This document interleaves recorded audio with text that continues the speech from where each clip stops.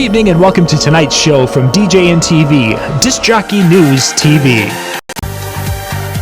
Tonight's show is brought to you by Electro Voice, DJ Event Planner, DJ Trivia, Odyssey Innovative Designs and Cases, NLFX Professional, Promo Only,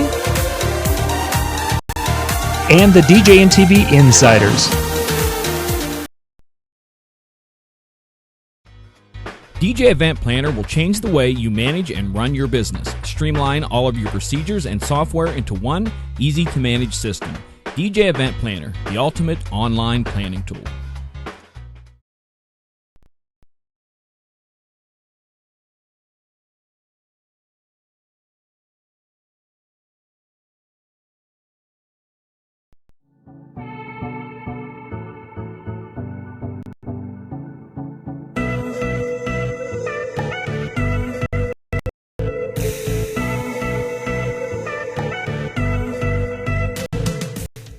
Good evening and welcome back here to DJ and TV. Tonight we're going to be going 3 shows for you this evening. We've done our first and now for the second we've got Rob Ferre. Good evening, Rob.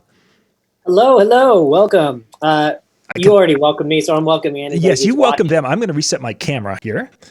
Yeah, I'm so used to welcoming people because this is like I'm a host. So when I'm on other people's shows, I'm like, let me introduce myself there, ladies and gentlemen. I'm so excited to be here. Thank you for letting me do this. It's on a Monday night. It's 7:30 here in Salt Lake City, Utah. Sun is out. It's a beautiful evening. Day. Yeah, I hope the weather's beautiful. Weather. The Wetter. weather is beautiful where you are. It is wetter, actually. You were appropriate when you said it that way because we've had snow and kind of rainy thing going on here today, but not as much as they've had in the cities. Bill Herman is shoveling out from like 8 inches of snow, so that's good for Bill. Really? Yeah, wow. An April snowstorm, it just socked him in down there. So crazy. So tonight, I think what I want to do, Rob, is you have got a variety of experiences that you have had over the last probably 5 years as you've come on and you've really been doing and diversifying what you've been doing. And we're going to leave it as that kind of an umbrella for now, because you've been around the world and you've been doing a lot of different things. And let's kind of focus on how some of those activities have really been able to help you as an MC and as a performer in the DJ realm. Yeah, so just to get a little background, I started speaking in the DJ industry. That's kind of where I got that speaking bug. And I do assemblies also, but kind of doing the big presentations, the keynote speakings, the breakout sessions, that started in the DJ industry. And my first time I ever spoke was at the Las Vegas DJ show, the ADJ show sponsored by Drax. And it was an awesome opportunity for me just to start being able to showcase and being able to speak. And then I joined, that was probably 7 years ago, I believe. Yeah. And I joined the National Speakers Association about 5 years ago. And they have chapters all over the United States. For those of you who are international watching, welcome. They do have international chapters, there's called the Global Speakers Association. And so there's different ones around the world, in Allenburg, everybody knows who Alan is. Alan is a member with me. He's part of the NSA. Same with Larry Williams, Mitch Taylor, Vicky Musney. And there's a handful of us DJs who are in that community. Mm-hmm. And I love associations and I love the power of associations. And once I started going to the meetings, I got really more serious about it. And so being able to speak and being able to find a different platform or a different medium to share my message and my entertainment, speaking has been an awesome thing for me. But I haven't left DJing behind. It's just complementary. Sure. What now? So you're speaking. You're in front of. You've spoken to DJ crowds and to non-DJ crowds. Yes. Which one do you find more difficult? Yeah, it's very intimidating speaking in front of your peers, but it's also very exhilarating. Now, to be frankly honest, there's not a lot of money when you speak for your fellow DJs, but but there's a lot of pride involved. There's a lot of fun to do it. And I'm actually working on my first workshop. I was supposed to do that 2 weeks ago in the UK. It did not happen. I was supposed to go over there and keynote at the Pro Mobile conference in the UK. Alan Berg and I were supposed to go there, and I was going to be doing a workshop afterwards, which was called The Performance Art of Public Speaking. So who knows when I'll ever give that workshop. I'll probably do it in September.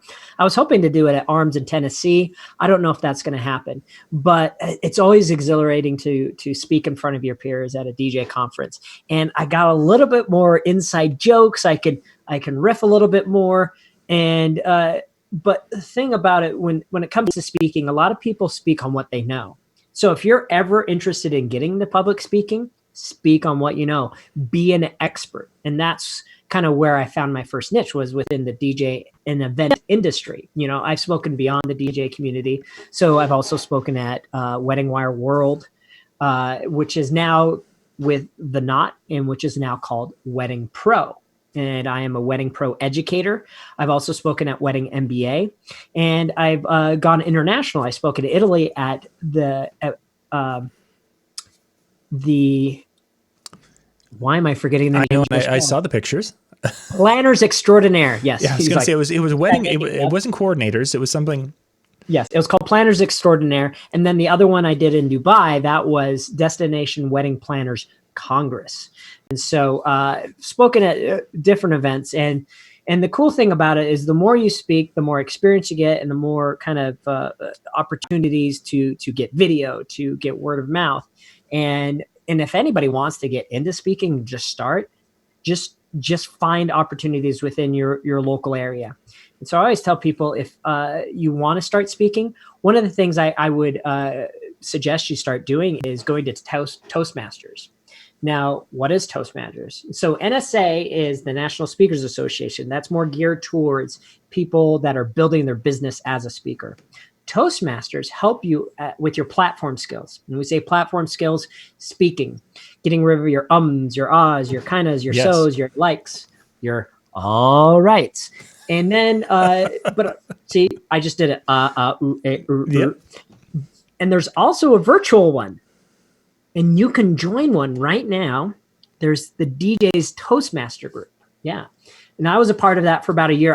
Things got really busy for me, so I couldn't put the time into it, but Vicky and Mitch, they're a part of that virtual Toastmasters group, along with Jared Wade. We have some Canadians on there. We even have some Australians on there. So it's an international group. And Toastmasters is really great just for you to kind of get started and get used to speaking. And so my suggestion is people look into doing that. And so, but where do I speak? What are the opportunities? You can speak at your local chamber. You can speak for your local wedding group. Well, I don't have a local wedding group. Why don't you start one? There's so many different ways to get started. And I know right now we're in this virtual world, and how do I get started there? I was just talking to a guy this morning about getting into speaking, and he's a coach. And I said, well, here's the first thing you can do. You can start a webinar. You can host a thing, get a Zoom call and say, hey, I'm presenting on these 3 things. It's story time. Come and join me. You can start a Zoom call and say, this is my speech. One of the things that I do suggest, which I'm not doing right now, is to stand. Yes. And the way you stand, you have a little bit more gravitas, and then you can see my ceiling. And but if you have it a little bit lower, it's a lot better that way. But here's the thing: is get used to speaking in front of a camera, and then you'll be even better in front of an audience. It's hard because when we did Mobile Beat, I don't know if you watched that webinar. It was hard because it was webinar style. This is what we call a meeting. If you're not familiar with Zoom, John and I were just talking about it. It's one of the best platforms. He was an early adopter.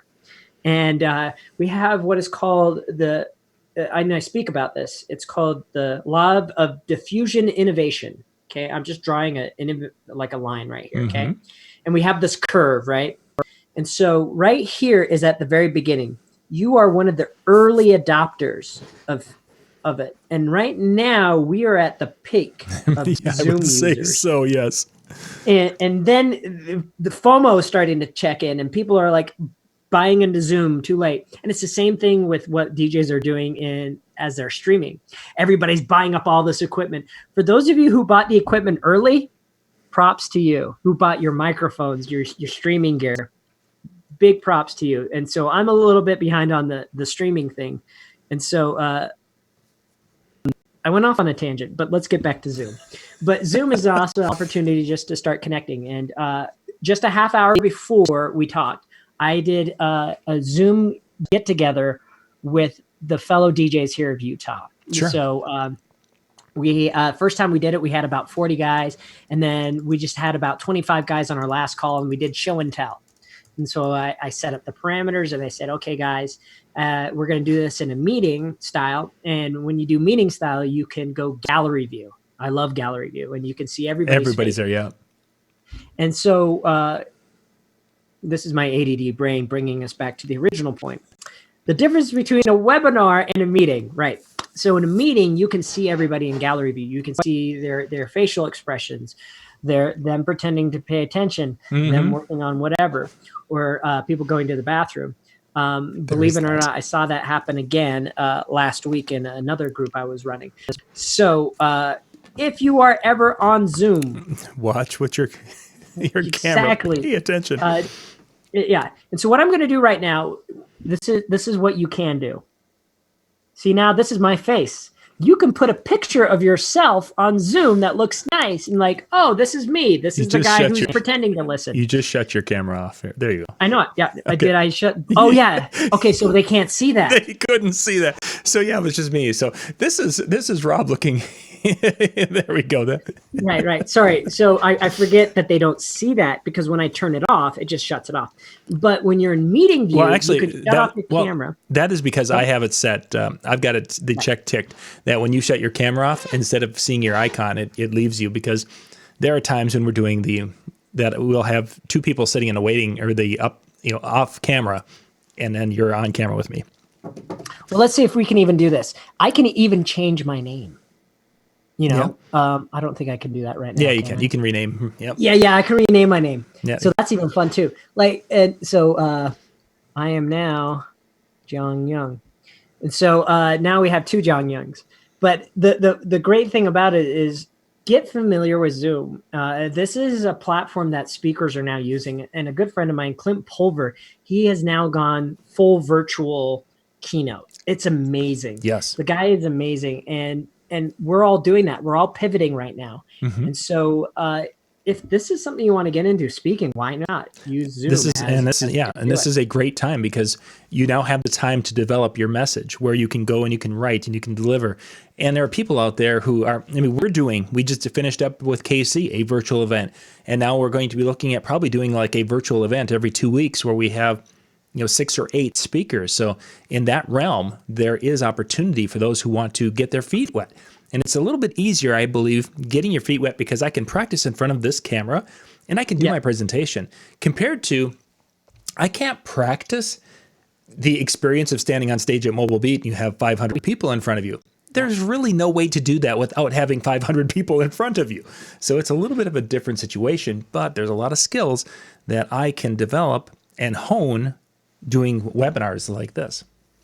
Yeah, and you do a great job. And today I'm not in my normal studio. We're now in my bedroom. It's a little bit more intimate here. But I usually have a studio. I have lights. I have my disco ball. But today we're going to keep it simple. But, here's the other thing about Zoom. You can do virtual backgrounds. So if you want to show where you are, this is me in Salt Lake City. Here we are. This is the mountains of the Wasatch. But I do kind of disappear. So for those of you who have like a proper green screen, it will show up better. But when I host my webinars for NSA, this is what this looks like. I am a little bit washed out. But if you want to have a little bit of fun, kind of have like a fun DJ background, here we are. Yeah, precisely. You can change that. Yes. If you want meatballs, you got meatballs. If you want to pretend you're in New York City, I'm going to be speaking to a group of Armenian HR professionals on Wednesday morning. And this right here is the Cascade Steps. I've actually visited these steps. They're beautiful. So I'm going to use this as my backdrop and show them the different opportunities. If I'm hosting a game show, welcome to the video chat game show, ladies and gentlemen. or for those of you who are fans of The Mandalorian. I got my Mm-hmm. baby Yoda here sipping his tea. Excellent. Is it a he or she? I don't know. Wait, I don't think And we know then that yet. Space. For those of you who are fans of Joe Exotic. So there's plenty of things that you can do and have fun with. Some of these now are custom ones that you put in there, I'm guessing. Yes, some of these are custom. And guess what? My friends at Crowd Control Games gave me half of these. They went on, they have these different backdrops that you can use in different videos. And so go to Crowd Control Games and look for their virtual backgrounds. We can put a link there if you need that. But it's an awesome place. And you can even have some fun. I just go online and I find backgrounds, Who remembers this? Final Fight. Nobody? Okay. Yeah, no. Anyway, or name that movie. What's the movie? Come on, John. Back to the Future. There you go. All right, 5 points for John. And so you can have some fun with that, but really got off topic here. Now let's get back to the speaking portion. Let me talk about what I see DJs doing right and doing wrong. A lot of us know our stuff, and we know what we're talking about, and we're experts. There's so many experts out there. But I think sometimes DJs rely, and most people who are just getting into speaking, they rely on their slides, and it's like death by PowerPoint, And I see that all the time where they're just putting all their points, and it's just like bullet point, bullet point, bullet point, bullet point, bullet point, and it's just death by PowerPoint. You try avoiding that. Just give them value, and I do bullet points when people want that picture point where they're like, "Oh yeah, that's a good thing. I got to take a picture of that." Yeah, precisely. You don't need to bullet point everything. You're like, and also I see a lot of other DJs do. Is when they start their presentation, they always start about them, like, about me. Why should you listen to me? I need to create credibility, right? So you can create credibility through your introduction, okay? So if I were to be introducing John, he's been in the DJ business over 20 years. He started the Disc Jockey News Network. He did this, he did that. He's the educator that, ladies and gentlemen, give it up for John Young. And he comes out and he goes straight into his speech. He's not going to be like, just so you know about me, I've been doing this and this and that and that. Sometimes what I do, I seed my story or my experience throughout. Mm-hmm. So for example, so when I worked for Disney World, I did this. And then I go into that point and I share that story. Sure. Or, one of the main things I learned when I worked at Nickelodeon Hotel was to always do this. And so I think it's always important, kind of steer away from trying to tell your story and like, this is why I'm an important person and you should listen to me. You can always seed those points throughout your presentation. And when you walk onto the stage and you start your presentation, you start into a story or into something that's relevant about that, because people want to start taking notes. Like, you are on that stage for a reason, and you can put in those points later on in your presentation. And so think about those things. If you're already starting to pen a speech or apply for Mobile Beat for next year or apply for the Marquee show, there's lots of different shows out there. And I would start looking into that. But what are you an expert on? And also think about, what is it that your attendees are going to walk away with when it's all said and done? What are the main things? Like, we think about that all the time. We ask that question when it comes to weddings. What are your guests saying when your wedding is over? Yep. What are the attendees of your presentation saying when it's all said and done? What do you want them to take away? So I think that's very important. Very, very important. As someone who looks for speakers and has spent some time working with them, your talk about having that hook at the beginning of the speech or the beginning of the video is incredibly important. Then the takeaway, and there's many a times where I would like them, okay, what do you want them to take from it? And then let's work backwards in putting this speech together. You also mentioned, of course, something that a person is knowledgeable about. I think that's one area, though, that sometimes people get hung up on. They think I'm knowledgeable in this area of whatever it is. And yet that's the area in which the speech should come from. But you need to research and you need to develop that and basically massage the topic, for lack of a better way to describe it, to really be able to go beyond your initial knowledge of that topic, especially if you're going to be speaking on a business, a marketing aspect, or anything that really is well known out there. There's going to be people who will probably know it better than you. You might be passionate about it and you might know it well, but there's going to be someone out there who will be able to know it better. So to be able to extend your knowledge and be up on the latest trends is so critical to have a successful speech, because a speech you gave last year, Rob, this year, if you gave that same speech, in some ways, there's some dated parts of it that just would not fit. Right. And what's important is, you're talking about niches and what should we be talking about? I think if you're starting to explore, a lot of people approach it in the way of, oh, I really want to talk about this because I have a lot of knowledge about this. Okay. Maybe start asking people within the DJ industry, what do you want to learn? Yes. From me? Mm-hmm. What is it about me that you want to learn? And sometimes I forget to ask that question. And, if you know Adam Scuba, he asked me, he's like, hey, why aren't you speaking this year? I'm like, oh, I just didn't apply. And I said, what do you want to learn from me? He's like, I don't know, just the Rob Ferre experience, the Rob Ferre experience. I'm like, okay, it wasn't specific enough, but start thinking about how what you can go and how far you can dive into that niche. Because sometimes what I've also seen is sometimes their presentations are too broad or too 101. People really like when you go beyond 101, when you're in the 300s, and you're diving into it. One of the best speakers who's just a rising star, we all know him, Nick Spinelli. Yes. And the great thing about Nick is he does this in his videos too. His energy is infectious. But when every time I see him speak, he starts off with a story and he talks about like how this story inspired him to do things differently. I started out as a DJ and I was doing this and I thought I did this way, but it wasn't the right way. And then I started discovering this. And this is how I'm going to teach you what I discovered on building your crates or mixing this way. Yeah, whatever. Right. And I think it's really important for people to kind of watch other speakers and see how they do it. I think some of the best, like Mike Walter, he's very infectious.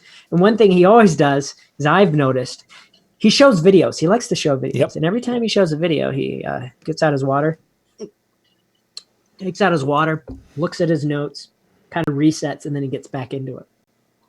Randy Bartlett was really good at showing videos. I love watching his videos because they demonstrated his point so well. So yes, use those to reinforce. He would, in both cases, I believe their success is that they're teaching, reinforcing, and then concluding the thought. Right. And that whole process. When I talk to people about speaking and they're like, how do I get started? My best experience or my best suggestion to them, if they're not coming from an educational background, is teaching like youth ministry. Yeah. Is such a fabulous area, because in order to teach Bible lessons, and obviously I'm coming from a Christian perspective because that's where my youth ministry things were, but to teach the confirmation, the 7th and 8th grade confirmands, and to be able to prepare a lesson every week, to be able to hold on to 7th and 8th graders, that takes some guts, some stupidity, as you put it all together. But those areas in which you can practice in other areas beyond just, talking to DJs. So, holy cats, our time's just about up here, Rob. Okay. Well, one more thing. Yes. Back with the view, I used to do that too. I used to do my stories in Sunday school. And so just find an audience. I just saw Robbie Britton. He spoke at a middle school. So people are looking for people to come speak. And he spoke about DJing. And so there are opportunities out there. Hey, I will come speak to your school for free. It's all right to do some of these things for free. Give back to the community. Find ways to do that. And if people want more ideas, I'm more than happy to jump on a phone call with you. And let's talk more about your message and what you can spread to the DJ community. Excellent. Rob, what's the best way for them to get in touch with you? You can go to my website, robferre.com. You can also follow me on Instagram at robferre, ROBFERRE. I also answer my messages on there. Or if we're friends on Facebook, send me a message. Excellent. You guys can find Rob out on Facebook or any of the other places and check it out and ask him some questions. Rob, thanks for being on tonight. I appreciate your energy and enthusiasm for the DJ industry. Appreciate it. And I even dressed up just for you You today. did. But then again, you mentioned you were in your bedroom, so that got kind of creepy a little bit on the show. Yeah, I know. I get it. All right. Thanks again, Rob. We'll be back in about 5 minutes with our final show tonight.